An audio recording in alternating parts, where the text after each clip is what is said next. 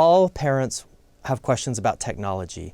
Everybody's talking about it. There's a lot of people writing books, lecturing about it. There's certainly a lot of debate. It's the number one question that I get as a child psychiatrist. So let me talk about technology in a way that I think is helpful.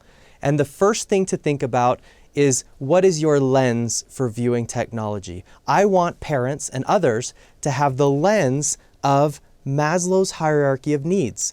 We know what people need. There's a lot of uncertainty in the world about technology and what it will mean into the future, and the reality is nobody knows what it's doing or what the implications are. What we do know really well is what people need. And what people need are for their physical needs to be met and cared for their emotional and psychological safety needs, for them to feel safe, for their connection needs, to have enduring, real, meaningful relationships, to be seen and to feel loved, and for their confidence needs. And so there's this pyramid that most people have seen in a Psychology 101 classroom or somewhere else. You could Google it online if you'd like. That gives us an idea of what people need. So why can't we take that and view technology through that lens, to look at something like a cell phone and say, right now, is your cell phone use helping or undermining your needs for, again, physical sleep, exercise, nature?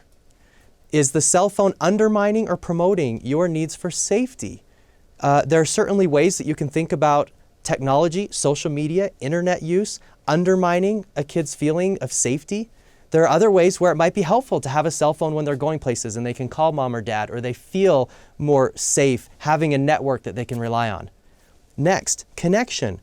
Is your video game use building connection because you have online friends, virtual friends? Maybe it's a kid who struggled in other areas of his life and he's actually really met and connected with some virtual friends online. Maybe mom and dad are great enough and energetic enough to jump in and play with them, or you have brothers and sisters playing together.